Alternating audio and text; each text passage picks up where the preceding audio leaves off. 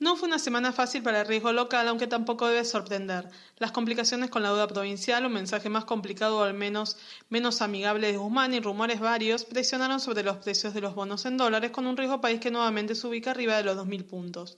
La incertidumbre es acreciente y los tiempos se aceleran con inversores que se impacientan por una propuesta concreta. De hecho, el combo de señales de la semana no fue bueno. Entre los datos de la semana, no hay dudas de que la situación financiera de la provincia de Buenos Aires sigue pesando sobre los precios, no solo a nivel provincial, sino también sobre la curva de deuda soberana. Sin poder conseguir el 75% necesario para poder cambiar las condiciones del bono de la provincia de 2021, el gobierno provincial decidió extender el tiempo hasta el 31 de enero. La probabilidad igual de que lo logre es complicada. Así las cosas, este lunes pagará los intereses, pero no el capital, mientras que de no hacerlo antes del 5 de febrero entrará en default y un juego complicado para su deuda. De hecho, una vez más, esta semana Guzmán volvió a pedir buena voluntad a los acreedores, confirmando que la nación no auxiliará a Kicillof, algo que claramente no ayudó a tranquilizar las aguas. En este marco y con la mirada en el viernes próximo, los bonos provinciales acumularon bajas del 2% promedio en la semana, entre los cuales, y lógicamente, el Provincia 21 registró una importante caída mayor al 6%, ubicándose debajo de los $54, luego de operar en la zona de 70 a principio de mes. Los bonos soberanos no escaparon a esta tendencia en un escenario en donde la negociación por la reestructuración nacional no logra no verse afectada por la situación provincial. No hay dudas que mete ruido y hace mella en la confianza de los inversores. La curva se movió hacia la baja con caídas de entre 3 y 8%, a la vez que las paridades están a punto de quebrar la zona de 45, un dato tampoco positivo, aunque aún arriba del nivel de 35-37 que llegó a operarse meses atrás. Pero no solo la provincia de Buenos Aires no ayudó, sino tampoco las declaraciones de Guzmán, donde si bien la conferencia no dejó nada muy nuevo apuntando a la herencia recibida y a la necesidad de crecer para afrontar los compromisos de pago, dejó una sensación no muy favorable. Oficialmente lo que sí hizo el ministro de Economía fue mandar un proyecto de ley al Congreso, el cual habilitaría el inicio de las negociaciones de la deuda extranjera, proyecto que igualmente no es más que una formalidad y que no trajo definiciones concretas sobre el camino que pueden tomar las negociaciones. Otra historia, en cambio, cuenta la deuda en pesos, un resultado considerado exitoso del canje de letras, LECAPS por LEBAT, y la estrategia de colocaciones van permitiendo renovar gran parte de los vencimientos y aliviando el cronograma de pagos. En consecuencia, se aleja la posibilidad de una reestructuración. Así, estos bonos volvieron a cerrar una semana positiva, con subas de entre 3 y 7% para los bonos indexados por SER y del orden del 2% para los de tasa fija o variable. Por otro lado, dentro del mercado de opciones argentinas, el S&P Merval cayó casi un 3% en la semana, en sintonía con el mercado de deuda, con volatilidad alta y negocios muy bajos. Así, el índice cerró la semana en 39.900 puntos. Mirando el panel líder, la selectividad se mantiene, reflejando números mixtos. Los principales rojos fueron para Cablevisión, Banco Francés, Ternium y TGN, mientras que las subas fueron para Cresud y Telecom. Como esperábamos, por otra parte, la semana pasada terminó con una agenda financiera importante. Hemos visto algunas ONs y una colocación de cada a mediados de enero, a lo que se sumó esta semana la provincia de Chaco con una colocación de 3 letras en pesos e YPF, que logró obtener un financiamiento de unos 158 millones de dólares.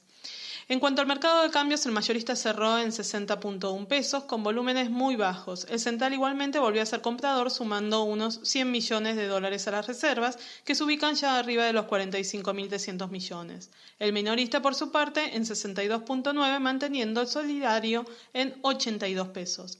El CCL y el MEP, en cambio, se dispararon. El primero cerró en 83.2, superando por primera vez la cotización del dólar solidario, mientras que el MEP en 81.8. De esta forma, las brechas con respecto al tipo de cambio oficial se ubican en 39 y 36%. Cambiando de eje a la política monetaria, esta semana comenzó la nueva modalidad de licitaciones del ELIC, solo 2 veces por semana, mientras que el Copón, y afectado por la suba en la brecha cambiaria, mantuvo la tasa en el 50% anual. Esto en un escenario en donde las tasas pasivas siguen a la baja. La Badlar, bancos privados, como referencia, se ubica debajo de 34.5, lo que es un punto porcentual por debajo de la semana pasada. Por último, algunos datos económicos. En el plano fiscal se conoció que el 2019 cerró con un déficit primario de 95.121 millones, lo que equivale a un 0,4 del PBI, mejorando igualmente del déficit del 2,4 del PBI del 2018. De esta manera, y si bien se habló de ciertos recursos extraordinarios que generaron cierta polémica, se sobrecumplió con la meta pactada del fondo que exigía un déficit de 0,5. En cuanto al sector externo, la balanza comercial fue superavitaria en cerca de 16.000 millones de dólares, tras una fuerte caída en las importaciones y una leve suba en las exportaciones. Puntualmente estamos hablando de una caída de 25 y una suba del 5%, respectivamente. De esta manera se alcanzó un balance positivo más alto de los últimos 17 años. En cuanto al EMA de noviembre, este mostró una contracción del 1,9 contra el año pasado y una baja del 1,7 contra el mes previo. Así, la economía argentina en los primeros 11 meses del año y de forma previsible acumula una contracción del 2,3%. En lo externo, por su parte, la epidemia que azota a China fue lo que concentró la atención y también generó cierta tensión.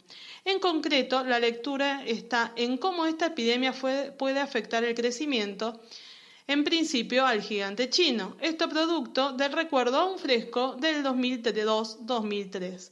Recordemos que en ese año un brote en ese país se llevó casi 800 vidas en todo el mundo y tuvo un efecto en el crecimiento del PBI chino. En cifras, la pandemia le costó a la economía mundial alrededor de unos 40.000 millones de dólares, lo que indicaría una contracción del PBI global del 0,1%.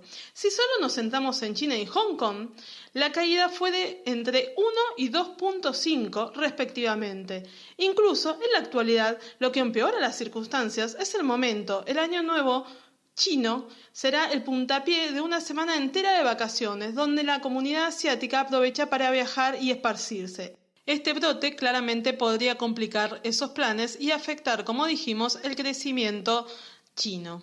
Así, la semana cerró con bajas generalizadas en todo el mundo, Japón con una caída de 0,8 y la bolsa de Shanghái con una baja de 3,2, mientras que en Europa los rojos fueron del 1% en promedio y en Estados Unidos los principales índices accionarios, que se ubican igualmente aún en zona de máximos, perdieron entre 0,5 y 1%. Por otro lado, sigue en proceso la temporada de balances, que comienza a tomar ritmo también en Europa y en otros lados del mundo. En concreto, ya reportaron cerca del 16% de las empresas del S&P 500, con un 69% superando las expectativas.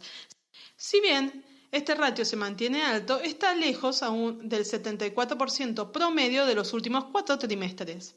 En tanto que si nos vamos a los eventos de la semana, se habló del Foro Económico Mundial en Davos, donde el foco se mantiene en las cuestiones climáticas y el desarrollo económico sustentable. Si bien no hubo grandes declaraciones o desafíos, la preocupación se mantiene sobre las expectativas de crecimiento a nivel mundial.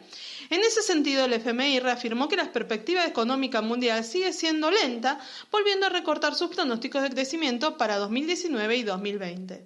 Mientras que, por último, debemos hablar de Trump y sus temas. El presidente de los Estados Unidos insiste con llegar a un nuevo acuerdo comercial con la Unión Europea, alegando el enorme déficit comercial de bienes y servicios con el bloque. En tanto, se va desarrollando en su país su juicio político. Acá igual no hubo grandes sorpresas. Con debates de más de 8 horas diarios, los demócratas se centraron en la acusación de que Trump abusó de su cargo presionando a Ucrania para que investigara a Biden y su familia, con fines puramente políticos.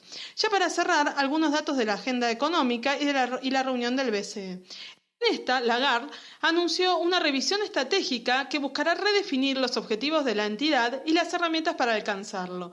En tanto que de los PMI, el principal dato económico de la semana, debemos hablar de números mixtos, tanto para Europa como para Estados Unidos. Ahora, con respecto a la semana entrante, lo que podemos decir como punto de partida es que será una semana intensa. Hasta tanto no haya una oferta sobre la mesa, en el clima actual, la sensibilidad sobre las negociaciones de la deuda será alta y complicado de manejar para los mercados. Parte de la atención, no hay dudas, estará sobre los viajes de Guzmán y sus posibles reuniones, tanto con acreedores privados como el FMI. También será clave entendemos la situación de la provincia de Buenos Aires dentro de su propio proceso de reestructuración. Acá la fecha será el viernes próximo, cuando tendrá que ver si la provincia logró o no juntar el 75% de la emisión para poder cambiar las condiciones. De lo contrario, el 5 de febrero podrá entrar en default. Además, las señales políticas frente a las decisiones que se tomen también serán leídas no solo por los acreedores provinciales, sino también por los nacionales. Por otra parte, y sin datos de la agenda económica, lo que se mirarán serán las colocaciones de deuda de provincias y corporaciones que ya se han anunciado. Por un lado, este lunes habrá una nueva colocación de Cresut, licitará una en pesos, otra Dollar Link y una en dólares a 12, 18 y 15 meses respectivamente. Mientras que también este mismo lunes habrá una nueva licitación de letras del Tesoro Nacional y unos días más adelante 2 ONs de Telecom y letras de la provincia de Buenos Aires. En lo externo, en cambio, con China cerrado por el Año Nuevo Lunar, la agenda económica internacional se concentrará principalmente en Estados Unidos y Europa. La Fed volverá a escena y el miércoles contaremos con una nueva reunión de política monetaria. Con nuevo panel de votantes no se esperan cambios en la tasa de referencia, pero será interesante ver la visión de la entidad sobre el futuro de la economía americana para este año. También contaremos con los datos de PBI para el último trimestre del 2019, tanto de Estados Unidos como de Europa, datos de inflación y desempleo. Por último, en Estados Unidos se publicarán los precios del gasto de consumo personal, índice preferido de la Fed para controlar la inflación. En lo corporativo, lógicamente, los balances van a continuar. Entre los más destacados a presentar sus números estarán Starbucks, 3M, Facebook, Mastercard, Boeing, McDonald's, General Electric y bastante más. Con esto nos despedimos hasta la semana próxima. Buen fin de semana y buena semana.